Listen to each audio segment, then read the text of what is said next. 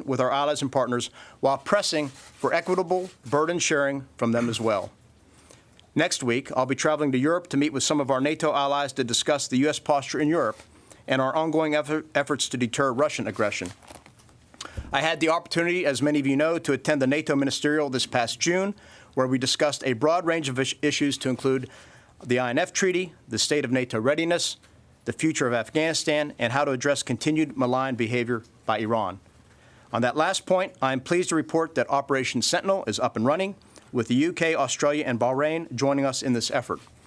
The purpose of this operation is twofold. First, to provide freedom of navigation for the commercial shipping that is so vital to global economic trade, and second, to deter provocations and avoid conflict in the region. We remain in discussions with many nations who have a stake in the openness of this region, and we expect to see the list of participants continue to grow. I'm also excited for tomorrow's activation of the United States Space Command. To ensure the protection of America's interests in space, we must apply the necessary focus, energy, and resources to the task, and that is exactly what Space Command will do. As a unified combatant command, the United States Space Command is the next crucial step towards the creation of an independent Space Force as an additional armed service. Additionally, we're making steady progress with Senate confirmations, as we currently have 5 nominees who will have their hearings in the next couple weeks, and another 8 who are undergoing White House vetting. Finally, as a personal priority of mine, we remain focused on the well-being of our service members and their families. Last month, we stood up the PFAS task force that is now working with EPA and other government agencies to develop a comprehensive plan to mitigate PFAS contamination on our military installations. We are also continuing to work closely with our privatized housing contractors throughout our military installations to ensure our families are living in safe and secure housing that they deserve. I met with the service secretaries just the other day to discuss this issue. Year after year, we are proud that the United States military remains the most trusted institution in America. This is vital to our success in defending the nation, and I'm committed to preserving this trust by ensuring that we recommit to our profession's core values. I reinforced this shortly after my confirmation by sending out an ethics note to the entire force, and I talked about it yesterday at the Naval War College. Our relationship with the American people and the Congress remains strong, and we are thankful for the 2-year budget deal, which will give us the predictability needed to advance the NDS and protect this great country. It is vital, however, that Congress passes the NDAA and defense appropriations bills on time for the coming year. As I've expressed to members of Congress on many occasions, to include yesterday, continuing resolutions harm our military readiness and stifle our modernization efforts. As such, I urge Congress to work together in a bipartisan manner to ensure the defense bills are passed by October 1st. With that, I look forward to taking your questions today, but first I welcome General Dunford to make his opening remarks. Thank you. Hey, thanks, Mr. Secretary. Good afternoon, ladies and gentlemen. Secretary Esper spoke about his priorities and his commitment to the lines of effort that are outlined in the National Defense Strategy. Before we take your questions and talk about current events, I want to further address how we have aligned to the NDS and adapted. There's 4 characteristics of today's strategic landscape that are driving adaptation across the Joint Force. The return of great power competition, that's addressed in the NDS. Changes to the character war, leaders in the department have been speaking about that for some time. The capacity of the force relative to our operational commitments over the past few years have obviously increased in an unprecedented pace of change in virtually every aspect of our profession.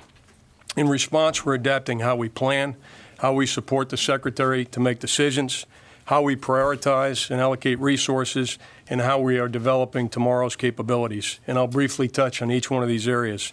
First, we've shifted from a traditional focus on operational plans for specific contingencies to plans that are globally oriented on each of the challenges addressed in the NDS: China, Russia, Iran, North Korea, and violent extremism. We've also scheduled a series of globally integrated exercises with participation from across the U.S. government interagency to refine our plans and to assist the Secretary in making decisions. And importantly, we've changed the way we prioritize and allocate resources across the combatant commands to better align with the National Defense Strategy. And given the pace of operations over the past 18 years, we paid particular attention to establishing a more sustainable operational tempo. And this allows us to do what the Secretary has identified in his 4th line of effort. It allows us to better take care of our people, and it also allows us to increase readiness. And finally, to ensure that we have the military we need for the future, we've planned a series of exercises, experiments, and war games to better inform how we adapt the force we have today and define the force that we need tomorrow. And once again, aligned with the NDS, it's important to highlight that we've fully integrated our allies and partners into the initiatives I've described. And with that brief update, the Secretary and I would be glad to take your questions. Great. Thanks, Chairman. Thank you, Mr. Secretary and General Dunford. Thank you. Mr. Secretary, it's good to hear that you're going to resume regular press briefings. That'd be appreciated. A question for each of you, if I may. You mentioned Iran and you mentioned Operation Sentinel, Mr. Secretary.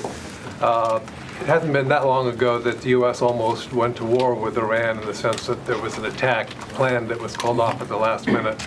In recent weeks, it seems to have been relatively quiet. There's been no sabotaging of vessels in the Gulf. I'm wondering if, has the crisis passed? And may I ask a question of General Dunford on Afghanistan? I asked this, General, keeping in mind that you are close to retirement and that you've spent a good part of your recent career focused on Afghanistan. At this stage, when negotiators are talking about getting close to a deal that would call for the U.S. to withdraw its forces from Afghanistan, I'm wondering how you feel about essentially walking away from Afghanistan with no counterterrorism forces on the ground as opposed to over the horizon or some other form. Is that a wise course in your view?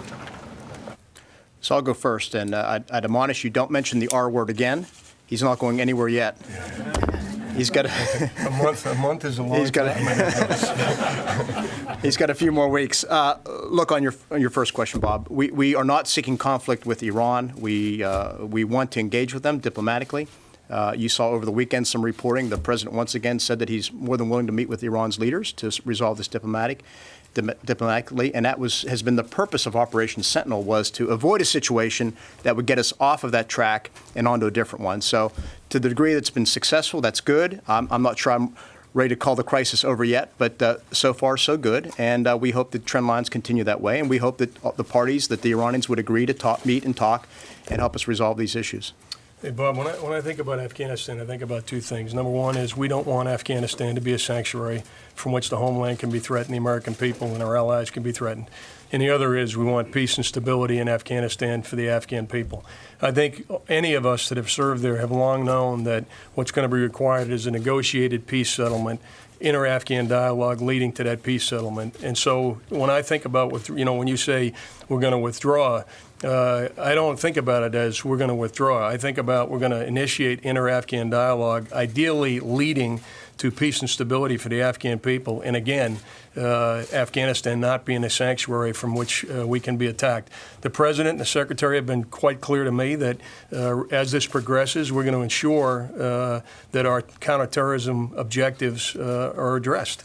And so I think it's premature. I'm not using the withdraw word right now.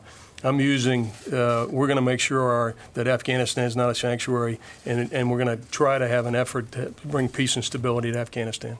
Quick follow-up. Sure, just very quickly. In your view, will it be possible to achieve that, preventing Afghanistan from becoming a sanctuary again without U.S. counterterrorism forces on the ground? Look, I wouldn't have been standing here as long as I have if I wasn't a glass half full person, right? So I believe that what is needed is some type of disruption to the status quo. I think an agreement that can initiate inter-Afghan dialogue and potentially leading to a reduction of violence associated with the insurgency is something that's worth trying, particularly, and it's important to emphasize this, any agreement that we have moving forward, the President's been very clear, is going to be conditions-based. And so those conditions are what make me confident that it's worth trying. Mr. Secretary, Phil Stewart. Yeah, just quickly, just to follow up on Afghanistan. I mean, is potentially moving counterterrorism forces over the horizon a solution that this department is considering, planning for? Phil, I honestly think it's premature to talk about what our counterterrorism presence in Afghanistan may or may not be without a better appreciation for what will the conditions be. We have tailored our counterterrorism presence in Afghanistan to reflect the operational environment. The operational environment would clearly change in the wake of a negotiation, but I think we'd have to make assessments. I would then make recommendations to the Secretary and we'd have a conversation with the President. But again, I think it'd be premature to talk about any specific posture. And Secretary, I have a question on Iran, please. Barbara. Just to follow up on Barbara. General Dunford, I wanted to ask you to reflect on the environment you have been operating in over the last 2 years. I am sure you saw today, sir, that Secretary Mattis wrote, and I quote, "We are dividing into hostile tribes, cheering against each other, fueled by emotion and a mutual disdain." Because you are the president's key advisor on threats to democracy, of the democracy of this country, do you agree with Secretary Mattis, who you've known so many years? Do you believe that there is now tribalism in this country that essentially threatens democracy? And to ask you to also reflect as best you can on how you see President Trump changing over the last couple of years as in his role as Commander-in-Chief. We well know you do not like to talk about the president, but this may be our last opportunity to ask you, so I want to. Yeah, Barbara, as you know, I've worked very hard to remain apolitical and not make political judgments. And your first question is not in my lane. I worked very hard to provide military advice to the Secretary, military advice to the President, other members of the National Security Council, and make sure that our men and women in uniform have the wherewithal to do their job. And I'm going to stay in that lane. And that gets to the second part of your question, which is I will not now, nor will I, when I take off the uniform, make judgments about the President of the United States or the Commander-in-Chief. Well, I just won't do it. Let me ask you this. How do you view because you are the advisor on military matters, we have now seen troops in uniform, active duty, wearing red political hats. We have seen the president come into this building and make speeches in discussing the Democratic leadership. Do you worry at all that we have partisan politics brought into the military? And that would be a question, Secretary Esper, as well for you, sir. Does something need to be done about this, or do you think it's okay just to let it go on? What are your concerns about the emergence of partisan politics into the ranks? So I'll take that question, Barbara. As I answered to Congress during my nomination hearing, I've said this to some of you before as well. My commitment is to keep this department apolitical. And I believe the best way to do that begins with the chairman and I behaving in an apolitical way. And from there, the leadership that we demonstrate, the values we emulate, work their way throughout the force. And to me, that's the best way to do it. And of course, we have rules and regulations throughout the services that say you can't wear political items on a uniform, et cetera, and we will continue to enforce those standards. Jennifer? Yes. If I could just follow up on Afghanistan for both of you. Are the Taliban wrong in saying that in 24 months all U.S. troops will be out of Afghanistan? Can you rule that out? Jennifer, I'm not going to make any comments with regard to the diplomatic negotiations going on right now. They are where they are, and we got to let this play out, and then we'll be able to answer all of your questions with regard to an agreement, if it ends up being an agreement. General, excuse me. Jennifer, the General- only thing I'd emphasize, the Secretary and I have talked about this many times. Some of you may not hear this when you hear bits and pieces that appear to be, it's mostly speculation. But the one thing that's been clear in all of our meetings is that any agreement is going to be conditions-based. Yep. And the President's been very clear about Afghanistan not being a sanctuary from which we can be attacked, and that this is going to be done in conjunction with Afghan leadership. Mm-hmm. And sir, just to follow up, you were the top commander there, and you used to deal with the Afghan government. The Afghan government feels that they've been left out of these talks. Do they have legitimate concerns? I would tell you this. I'd leave the State Department to characterize the specific interaction that we've had with the Afghan government. I recently visited Afghanistan. I met with the Minister of Defense, Minister of Interior, General Miller, Ambassador Basser, and engaged with the Afghan leadership in Kabul virtually every day to make sure that there's transparency in this negotiation. I view any agreement that would be pending as something we're doing with, not to, the Afghan people. Among all parties. Question on Iran, please. Secretary, as Israel expands its targeting inside Iraq and Lebanon, can you help us understand the level of your concern about the political blowback for U.S. troops and the Iraqi political environment as a result of those strikes? And Mr. Chairman, the military's long been quietly concerned about the impact these strikes could have on the security of U.S. forces in the region. Can you speak to that, please? You know, in the first part, I'll say, obviously, we are in Iraq at the invitation of the Iraqi government, and we are there and focused on one thing, our forces, and that is working with and through the Iraqi forces to execute the de-ISIS campaign. And that's where we are focused. And obviously, we're concerned about anything that may impact our mission, our relationship, or our forces. The statement that came from DOD the other day kind of really made a point of distancing the U.S. from, some of these operations. I think it put a finer point on the idea that the U.S. really wants to stay away from. We remain focused on supporting Iraq and supporting our forces in Iraq to go after ISIS. Yeah, Gordon, again, all of our operations are consistent with the agreements that we have with the Iraqi government.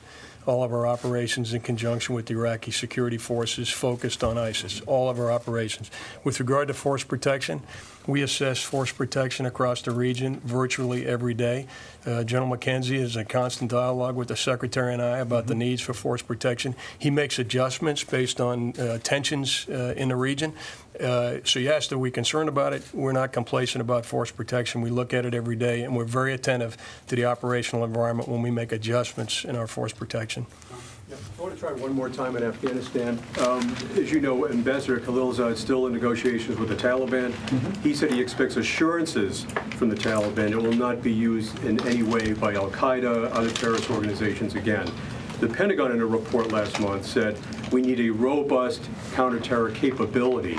So just to be clear, do you need both the assurances and the capability, even though we don't know what the capability at this point will look like, if you both could address that? Well, again, I'm not sure which report you're referring to that came out of the department. Lots of reports come out every day, as you all know. All I'll say again is State has a lead on this. Ambassador Khalilzad and his team have done great work. We've been involved with them. We have people involved with him, as is General Miller on the ground. And I'll defer to him to comment on what he wants to comment. But we are not going to get involved in commenting on the diplomatic process at this point. That's not my point. My point is, do you need a counterterror capability in Afghanistan once there's a peace deal signed?